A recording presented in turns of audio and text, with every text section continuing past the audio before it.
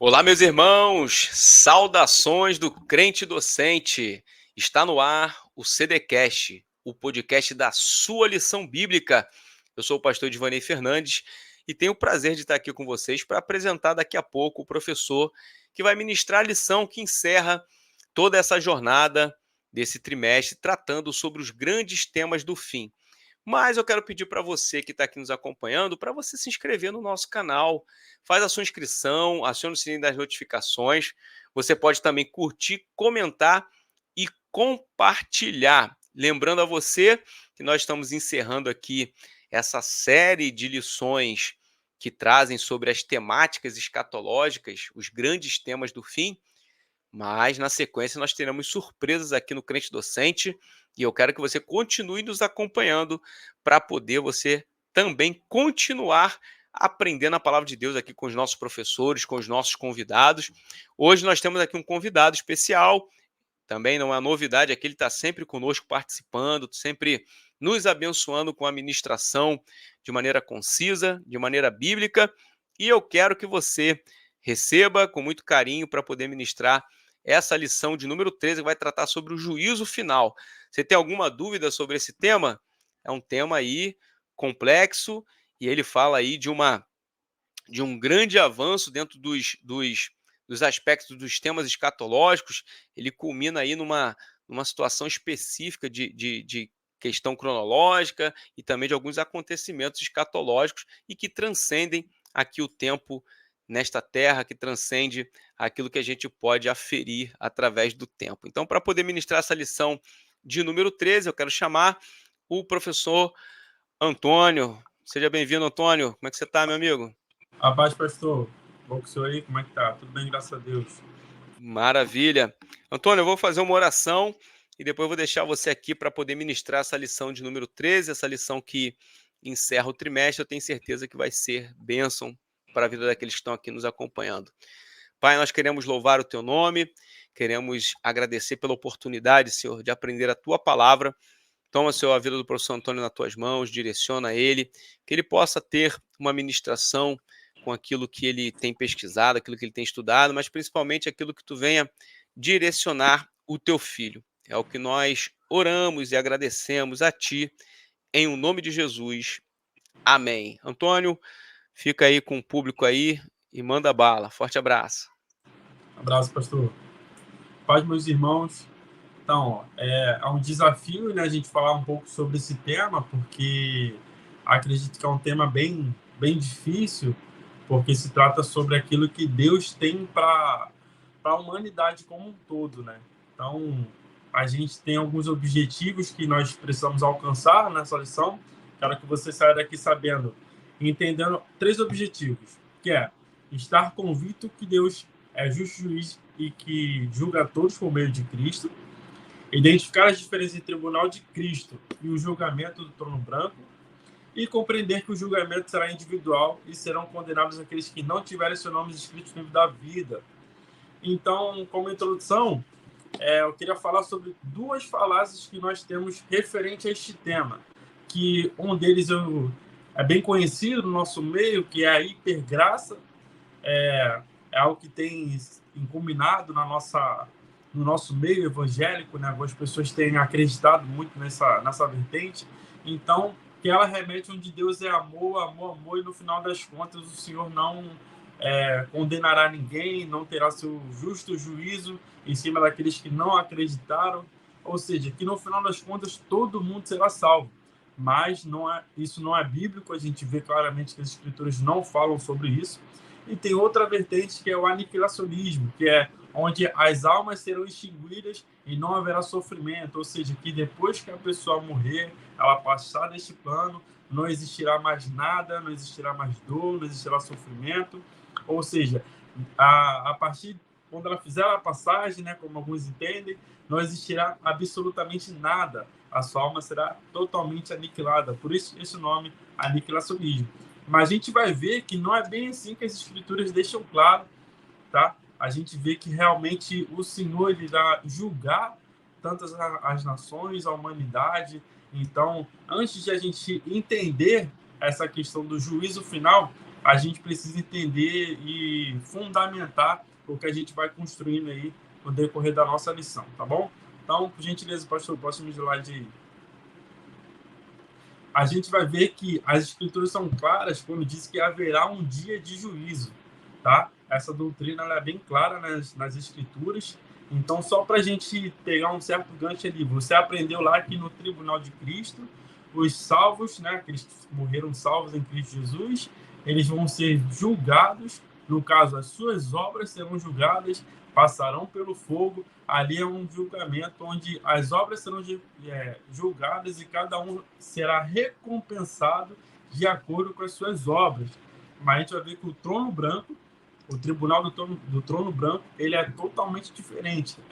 Segue até o mesmo entendimento. O pastor Walter Brunelli, ele até em sua teologia sistemática, ele vai falar isso, que é como se fosse ter o mesmo entendimento, porém, no caso ali, é um julgamento para os ímpios, onde, de acordo com as suas obras, eles receberão o seu devido julgamento, a sua devida recompensa aí de condenação.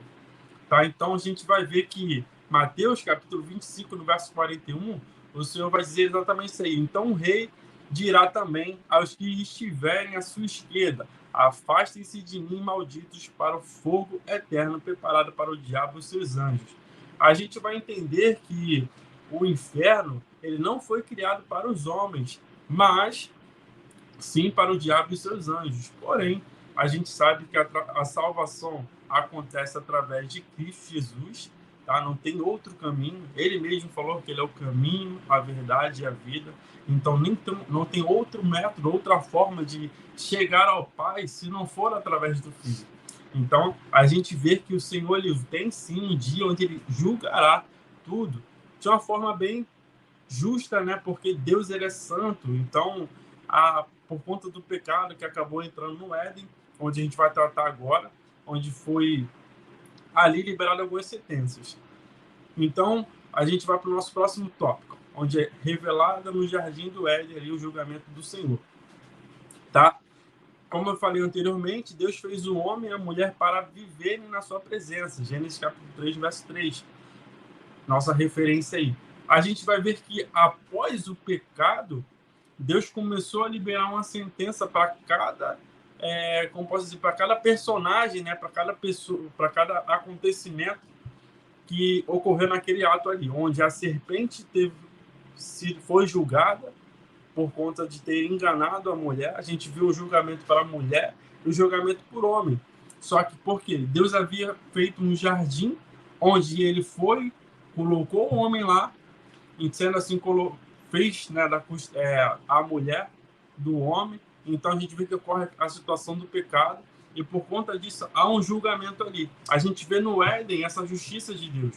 Porque como o homem ele não cumpriu o mandamento de Deus, ele não obedeceu à instrução do Senhor, onde ele não deveria comer do fruto do conhecimento do bem e do mal, que ele tinha recebido essa orientação, após ele ter comido do fruto, o Senhor veio, desceu, foi no jardim, o homem ouviu que o Senhor estava no jardim, se escondeu, e após isso viu que estava nu, se escondeu de Deus. Então a gente vê que o pecado faz isso, né? Faz nós escondermos da presença.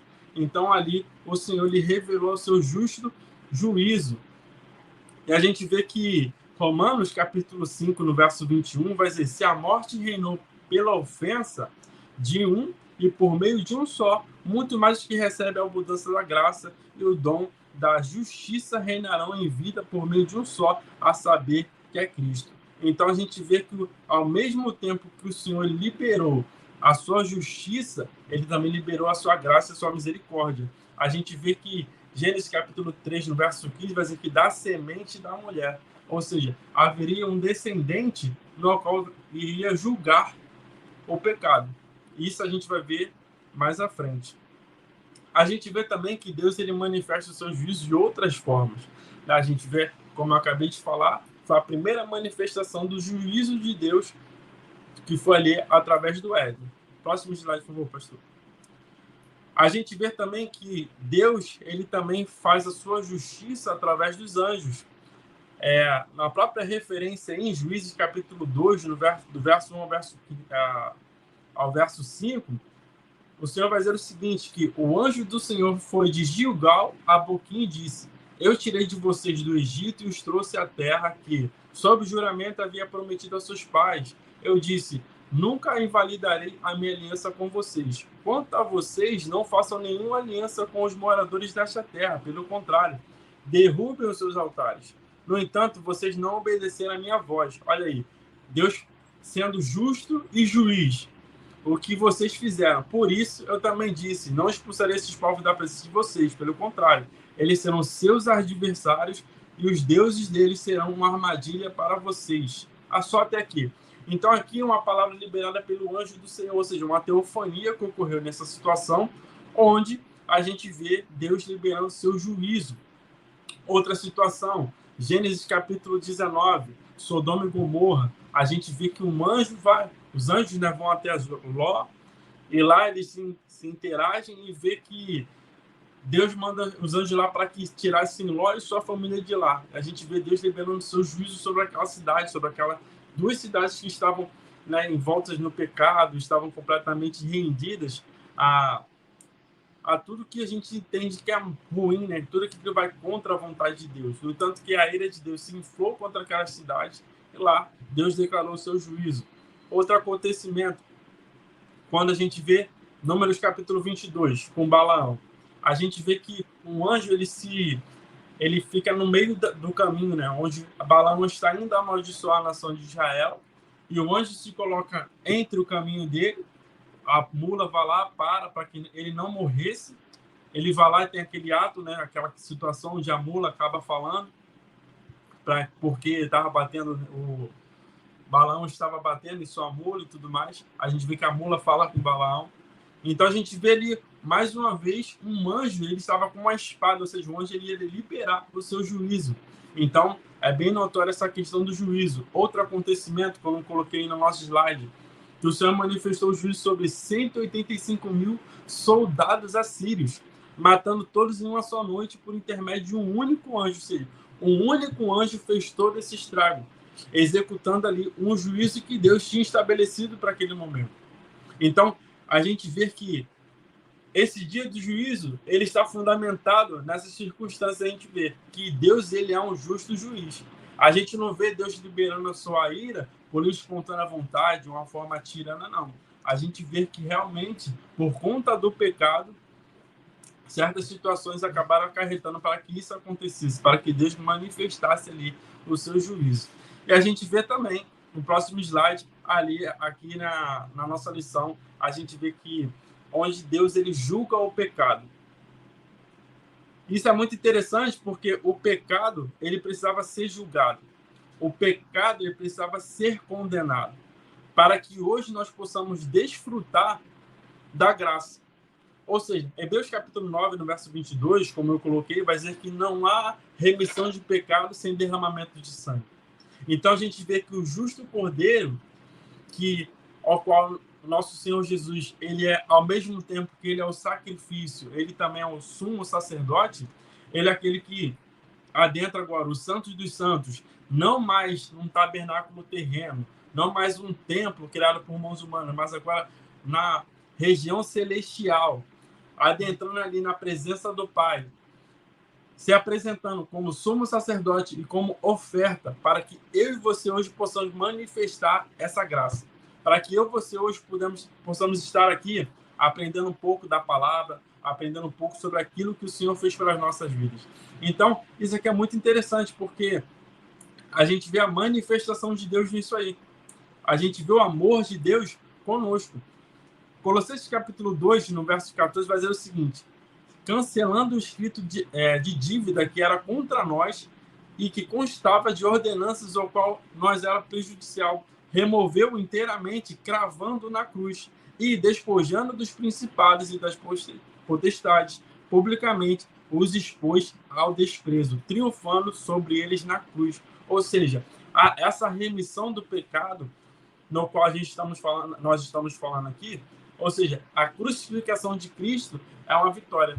Aquilo que parecia derrota na condição humana, aos olhos humanos, nós estamos vendo que nosso Senhor Jesus, aquele que era o Filho de Deus, estava sendo morto, um cenário de derrota, um cenário aos olhos humanos de derrota, mas no mundo espiritual de grande vitória. Porque graças a essa crucificação, graças ao sacrifício vicário de Cristo, eu e você possamos desfrutar da graça de Deus. Isso aqui é muito interessante. Então, no próximo slide aí, a gente vai falar sobre a revelação dos dias finais, tá? Onde as nações ímpias que rejeitaram a justiça de Deus em Cristo Jesus serão julgadas. Todas as nações que rejeitaram a justiça de Deus em Cristo, e praticamente todos os tipos de pecados e males serão julgados.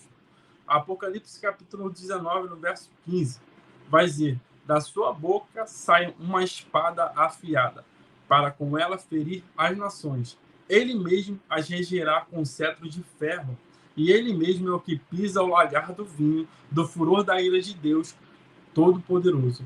No seu manto e na sua coxa está escrito: Rei dos Reis e Senhor dos Senhores. Jesus, ele é o Senhor dos Senhores. Jesus é aquele que vai julgar todas as nações.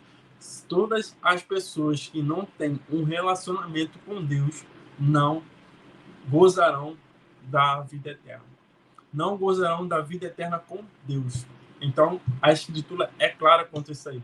A Escritura é clara quanto ao dia de juízo que virá. Que a gente passa aí para o nosso tópico 2. Próximo slide, por favor, pastor. Então, como vocês podem ver, sim, haverá um dia de juízo. Ou seja, isso é uma realidade bíblica. Não tem como evitar que esse dia chegue. Mas, em contrapartida, nós podemos buscar um relacionamento com Deus. Podemos buscar um relacionamento com Deus ao ponto de que nós não façamos parte dessas nações, dessa população que não fará parte do reino dos céus. Então, para fundamentar isso que eu estou falando na questão do juízo, nós temos algumas testemunhas, algumas que não só estamos referindo a pessoas, mas a própria Escritura deixa claro referente a isso aí. Por exemplo, o testemunho no livro de Salmos. No Salmo 145, no verso 17, vai dizer o seguinte: justo é o Senhor em todos os seus caminhos, bondoso em todas as suas obras. A gente vê, então, a justiça de Deus, ela é santa. Ela também é inteiramente reta e justa. Salmo 119, no verso 137. Justo és tu, Senhor, e retos são os teus juízos. Como eu falei, o juízo do Senhor, ele é reto, o juízo do Senhor, ele é perfeito. Ou seja, nada daquilo que o Senhor nos estiver nos dando de forma de juízo é por falta de amor a cada um de nós, mas é uma forma de nos corrigir.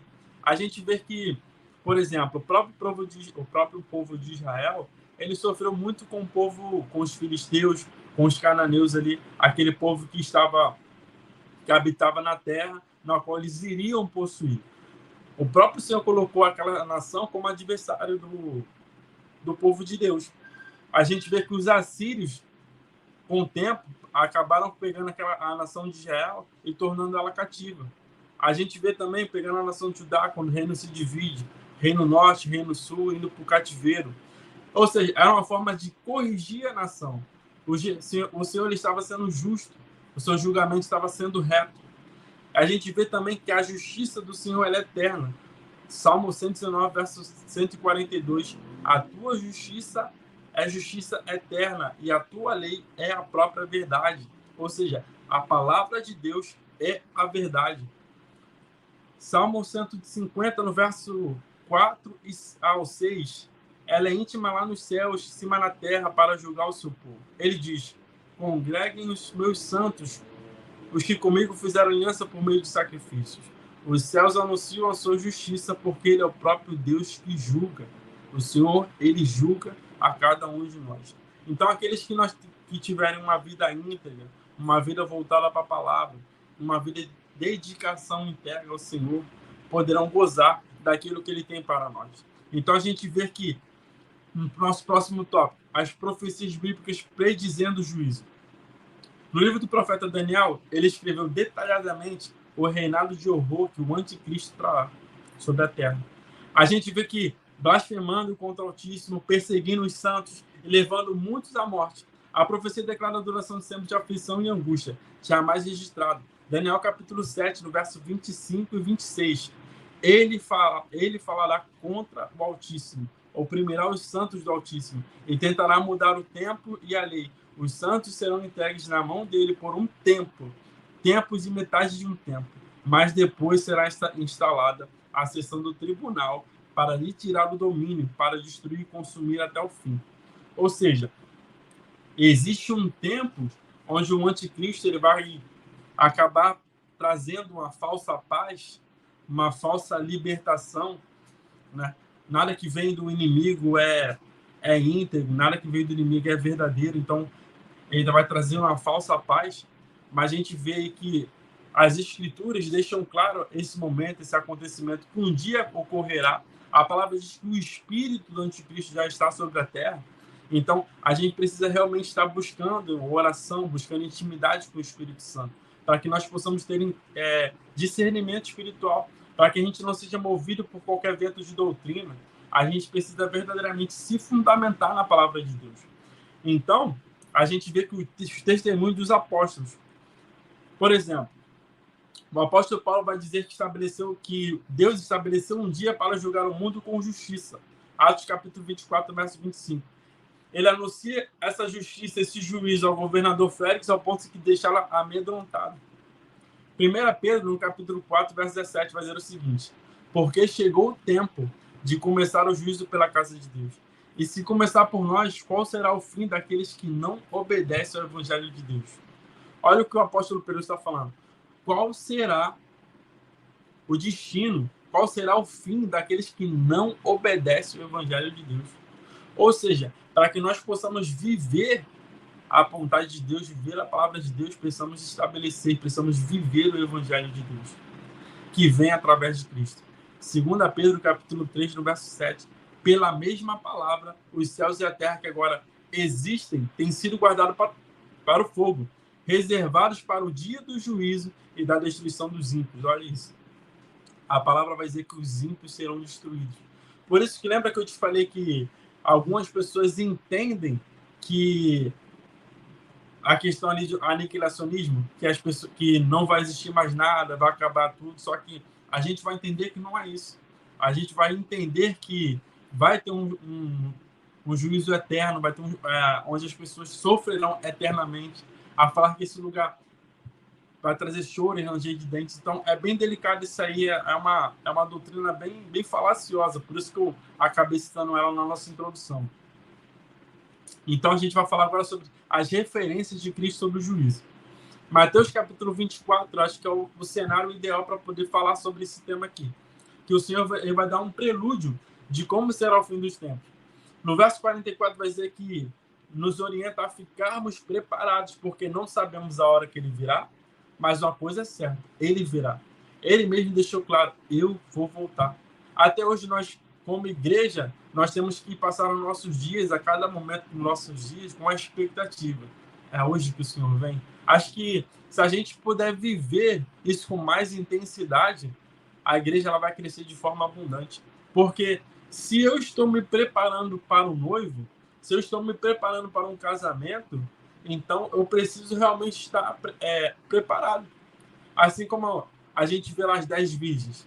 Mas eu fiquei pensando até, me fez refletir agora esse acontecimento aqui. Por exemplo, no meu casamento, houve um preparo. Houve um momento onde eu separei para poder colocar a minha melhor veste, para botar o melhor terno. Sabe, ali eu tive uma ajuda do meu cunhado, onde ele colocou, né, a última peça, que foi a questão da jaqueta, né, a parte do terno. Eu fiquei pensando assim, cara, é assim que acontece, sabe? A gente está preparando algo que o Espírito Santo ele acaba nos auxiliando. O que está faltando, a peça que está faltando, é o Espírito Santo que acaba complementando. Porque eu creio em Cristo Jesus, eu estou à espera dele, o Espírito Santo ele vai me empoderando, ele vai me auxiliando, ele vai me ajudando, ele vai orando junto comigo, ele vai intercedendo, ele vai fazendo tudo aquilo que eu não posso fazer, ele vai me usando, ele vai, sabe? As coisas vão acontecendo e a gente chega naquele momento onde um noivo vem, ele aparece e vai nos levar para estar com ele. Então, se a gente viver intensamente isso aí, viver que o Senhor ele tem algo para nossas vidas, então a gente vai ver, acho que de forma abundante no Evangelho. Pelo menos eu entendo dessa forma. Então, é um conselho que eu dou para vocês. Leiam todo o capítulo 24 e aguardem os seus juízos com intensidade, que a qualquer momento ele pode vir. Amém? Então, a gente vai para o nosso tópico 3, fatos sobre o juízo final. Tá? Ao final dos 1000 anos do milênio, o diabo sairá numa campanha universal, enganando as nações para que se envolvam em um grande projeto de oposição a Cristo. Essa será a batalha ali de Gog e Magog, conforme a gente lê em Apocalipse capítulo 20, do verso 7 ao verso 10. Tá? Então, Deus não executará seu julgamento definitivo sobre o diabo, Deus então executará o seu julgamento definitivo sobre o diabo, lançando no lago de fogo ardente e enxofre, onde permanecerá sofrendo por toda a eternidade. Apocalipse capítulo 20, no verso 10, ou seja, o inimigo ele já está derrotado. Ele não está em uma condição onde ele pode mudar o cenário dele. Ele já perdeu. Então, o papel que ele tem feito é fazer o quê? Fazer com que outras pessoas acabem abraçando esse cenário de derrota. Mas eu e você não, a gente vai vencer, porque eu creio e profetizo que você que estará assistindo essa aula, que você não vai perder, você vai chegar no final da sua jornada, você vai acreditar perfeitamente naquilo que tudo Deus liberou sobre a sua vida. Por isso que você vai permanecer no Evangelho, você não vai desistir. Eu sempre falo que o Evangelho é como se fosse uma grande maratona, que a gente cansa no meio da jornada, mas a gente não pode parar. Você não pode desistir, porque o final, irmão, o final é lindo, o final é maravilhoso. O final você vai estar na presença de Deus, onde mais nada vai importar. O que vai importar vai ser o quê? A presença. É isso que a gente tem que se agarrar. Por isso que a gente tem que aprender algumas lições do trono do juízo, onde vai dizer que o Senhor ele estará com o Pai. É bem interessante esse versículo, mas é o seguinte. Apocalipse capítulo 3, verso 21. Ao vencedor darei o direito de sentar-me comigo no meu trono, assim como eu também venci e me sentei como o meu Pai no seu trono. Ou seja, Deus, o Senhor Jesus, ele te tornou um vencedor. O Senhor Jesus, na cruz do Calvário, tornou eu e você um vencedor. Lembra que eu falei que o inimigo, aos olhos do inimigo ali, parecia uma vitória para ele, mas na verdade era um cenário de grande derrota no mundo espiritual para ele? Aos olhos humanos, aquilo parecia uma derrota. Os fariseus venceram, os sacerdotes venceram, conseguiram sacrificar aquele que dizia ser o Messias, só que ele era realmente, ele é o Messias. Mas no mundo espiritual é um cenário de grande vitória, grande vitória. Então, alguns estudiosos creem que nesse julgamento haverá oportunidade de escape. Olha que interessante, porque, como eu falei, o Senhor Jesus ele irá julgar, certo? Ele que é o justo juiz. A gente vai falar isso mais à frente. Só que algumas pessoas entendem que ali vai ter uma condição como mudar esse cenário. Só que lembra que eu falei que esse cenário não tem volta? Porque, na verdade, nem tem base bíblica para isso, para que as pessoas que estiverem lá no julgamento possam argumentar, eles possam contrapor a decisão do Senhor, porque não tem. A sentença do Senhor já vai ser liberada e ali, então, aqueles que não tiverem seu nome escrito no livro da vida não gozarão da presença eterna de Deus. Então, como a Bíblia é um livro cristocêntrico, obviamente Cristo estará presente nesse julgamento. O Senhor Jesus está em todos os livros da Bíblia, de Gênesis a Apocalipse.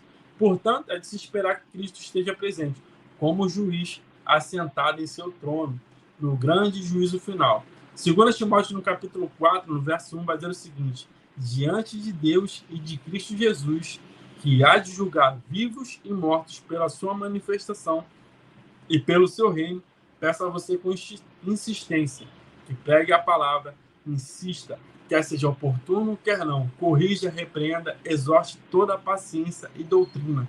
A gente vê aqui Paulo dando um conselho para Timóteo, referente para ele pregar o evangelho, para ele falar tempo fora de tempo.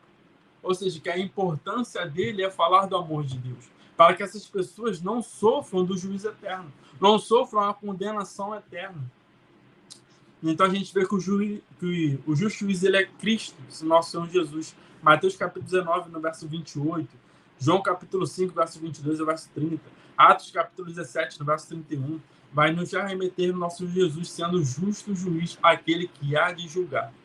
Então, ou seja, se o Senhor Jesus ele há de nos julgar, então há de entender também que existe uma responsabilidade individual. Apocalipse capítulo 20, no verso 13, vai dizer o seguinte: o mar entregou os mortos que nele estavam.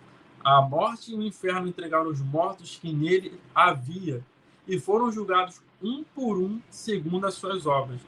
Então aqui, isso ratifica o que eu estou falando.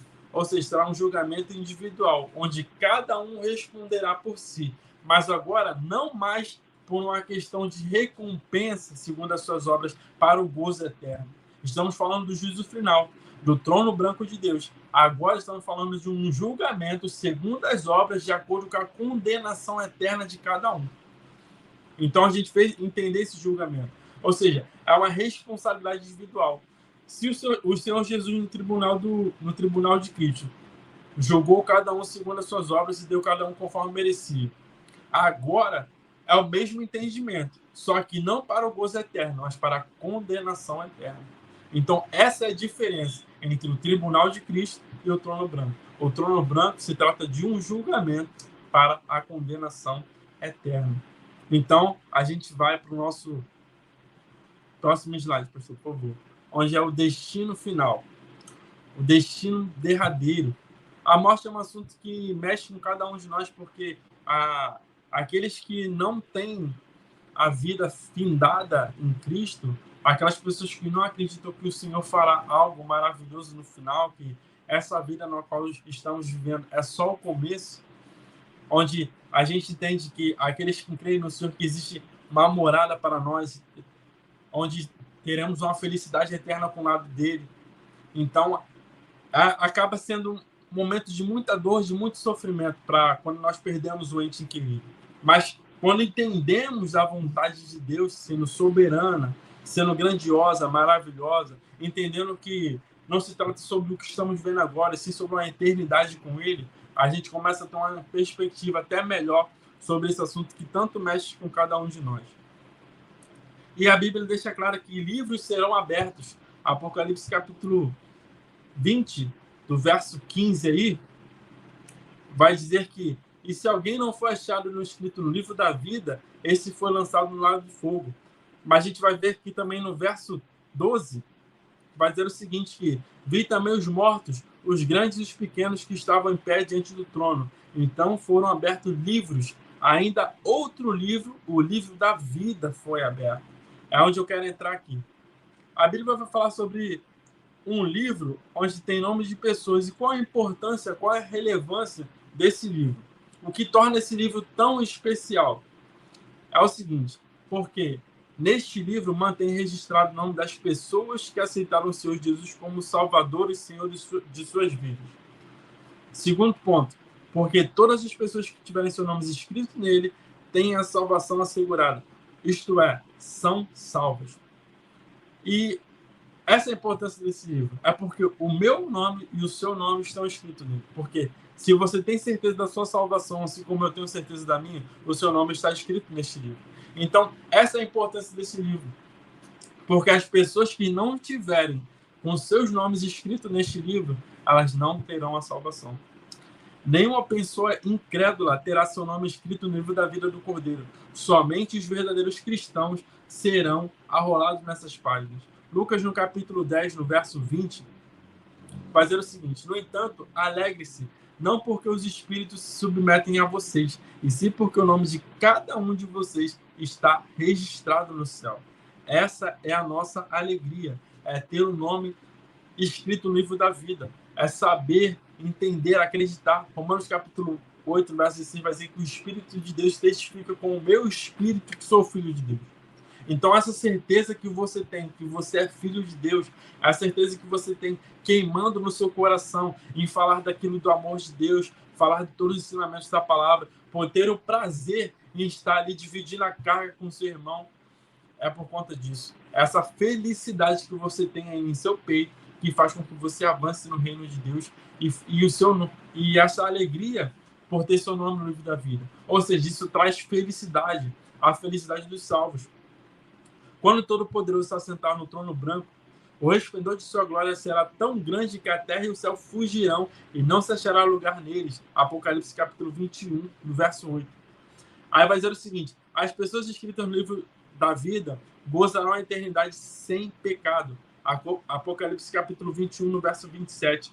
Vai dizer o seguinte: nela não entrará nada que seja impuro, nem o que pratica abominação e mentira, mas somente os escritos no livro da vida.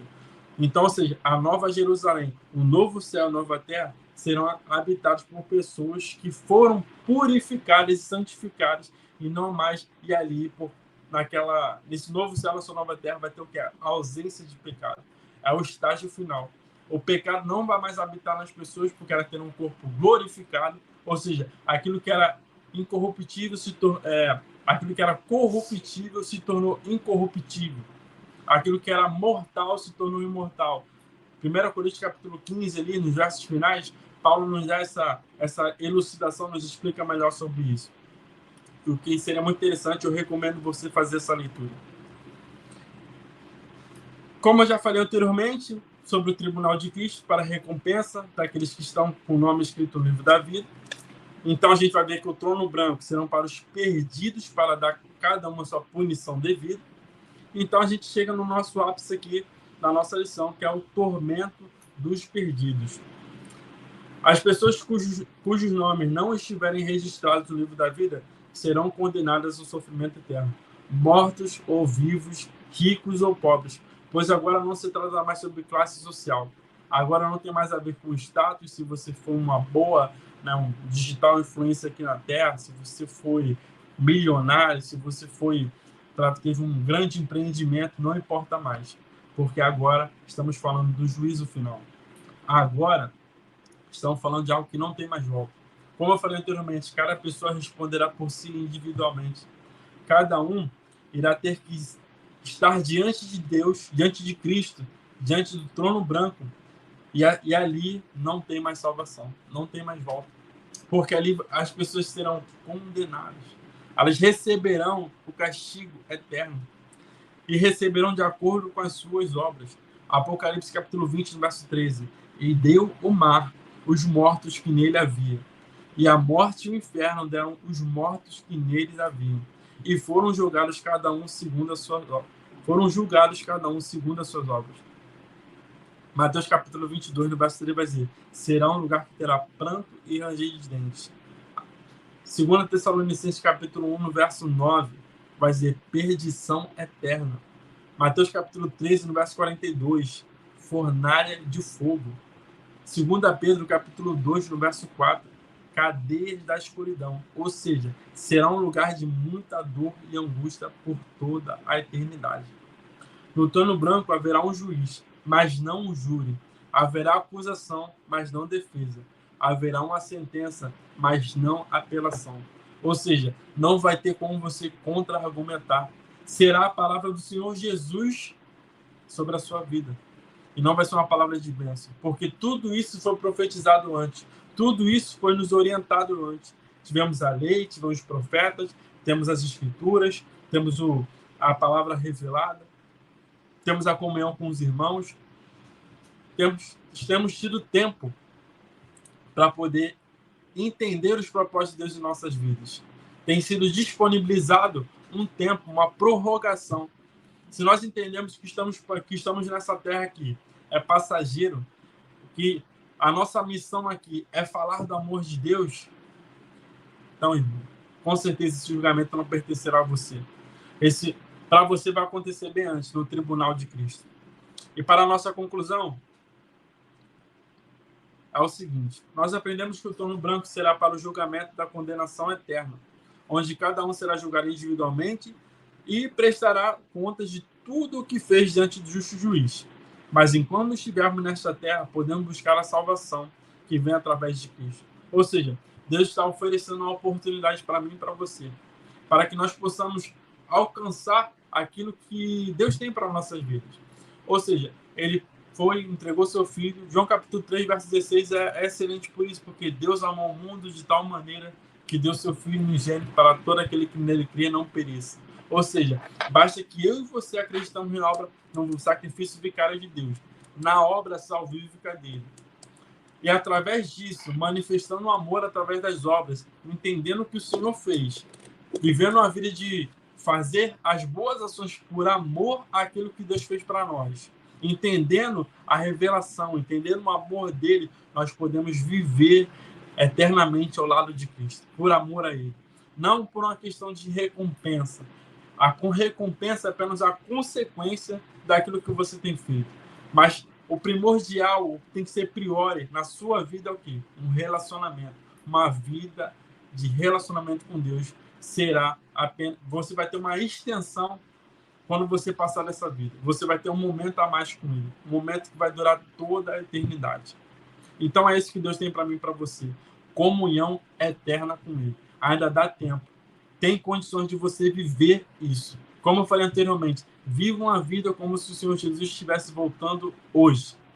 E assim você vai viver uma vida de intensidade na presença de Deus. Que Deus te abençoe e que essa lição possa abençoar a sua vida. E agradeço a oportunidade.